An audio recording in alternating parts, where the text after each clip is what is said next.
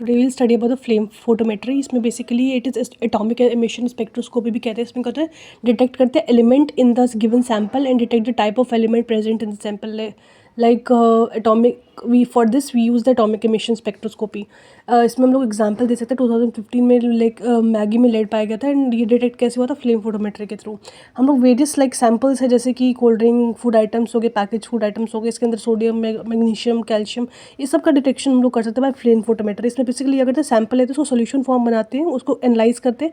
Sample like directly हम solid form कुछ हुआ तो उसको ऐसे डायरेक्टली नहीं ले सकते, उसको सोल्यूशन फॉर्म बनाना पड़ेगा और उसको करेंगे एनालाइज करें। To analyse this we have to place in that instrument for the analysis.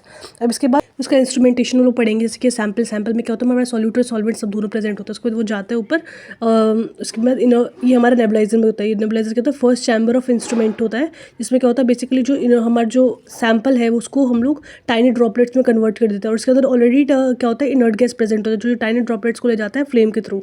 अब ये फ्लेम में ना हम लोग कांस्टेंट ऑक्सीजन और सब कुछ की सप्लाई करते हैं ताकि जो फ्लेम है वो कांस्टेंट मेंटेन रहे। अब इसके बाद 5 अलग अलग प्रोसेस होती है वो अलग बात है। सो कौन सा फ्यूल यूज़ करें कौन सा ऑक्सीडेंट यूज़ कर रहे हैं तो उससे फ्लेम का जो टेम्परेचर है सब कुछ वो पहले से मेंटेन रहेगा जिस अकॉर्डिंग हमें चाहिए। ठीक है। सो फ्यूल की तरह हम लोग यूज़ करते हैं नेचुरल गैस यूज़ करते हैं। तो हमारा फ्यूल है प्रोपेनॉल और हम लोग ऑक्सीडेंट लेंगे एयर जिसकी वजह से क्या होगा टेम्परेचर हमारा 1800 तक पहुंच जाएगा। ऐसे करके बहुत सारे एग्जांपल है।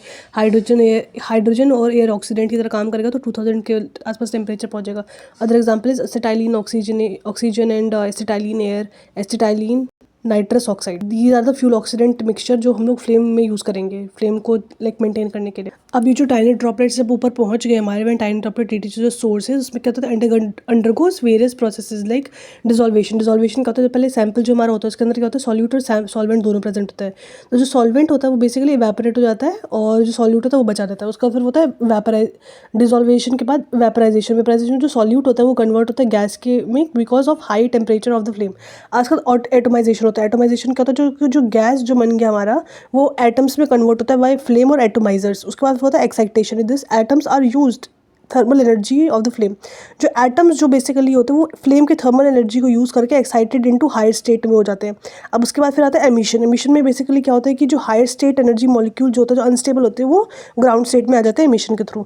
हाँ तो एमिशन में से एनर्जी रिलीज हुआ तो अब हम लोग पर्टिकुलरली पढ़ेंगे। इसमें क्या होता है कि जो लाइट पास होती है मोनोक्रोमेटर के थ्रू फिर लेंस के थ्रू उसके अंदर पास होके फिर क्या होता है वो जो रेडिएशंस होते हैं वो डिटेक्टर से डिटेक्ट हो जाती है ना। हम लोग एक फैक्ट पढ़ेंगे इसमें क्या होता है कि डिफरेंट लाइक हमारे पास इलेक्ट्रॉन्स लाइक में जैसे होता है ना कुछ में क्या होता है कि जो एनर्जी गैप हो जाती है एनर्जी गैप कम होती है तो ना जल्दी से लाइक डिस्टेंस के बीच में कम होता है लाइक हाई से लोअर एनर्जी स्टेट में तो वो जल्दी से आ जाती है। बट कुछ में क्या होता है ज़्यादा एनर्जी गैप होती है एक्साइटेड स्टेट से ग्राउंड स्टेट में। ठीक है। तो इन दिस लाइक ये गैप जो है जो किस पे डिपेंड करता है बेसिकली इलेक्ट्रॉन प्रोटॉन रेशियो पर डिपेंड करता है। तो बेसिकली जो एटम्स होते हैं जिसकी एनर्जी गैप होती है तो क्या होता है कि तो एटम जब एक्साइटेड से ग्राउंड स्टेट आता था अलग अलग स्पेक्ट्रम शो करता है। तो सबकी ना अपने अलग अलग स्पेक्ट्रम होते हैं जो एलिमेंट होते हैं किसी की ब्रॉड होती है किसी की नैरो होती है।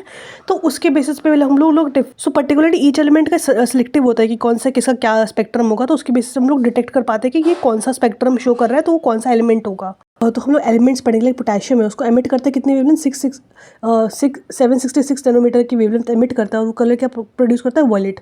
फ्लेम की कलर जो वॉलेट हो जाती है। उसमें फिर लिथियम होता है। लिथियम क्या होता है 670 वेवलेंथ की एमिट करता है लाइट और उसके बाद फिर क्या होता है रेड कलर शो करता है। ऐसे अलग अलग एटम्स के गिवन है। फ्लेम कलर भी चेंज होता है as compare to which type of element present in that like pass होता है फ्लेम से। हम लोग पढ़ेंगे कैलिब्रेशन का। इसमें बेसिकली क्या होता है पहले हम लोग एक सैंपल ले लेंगे जिसमें जो कंसंट्रेशन ऑफ एनलाइट है वो हमारे पास गिवन हमें लाइक नोन है सब कुछ है।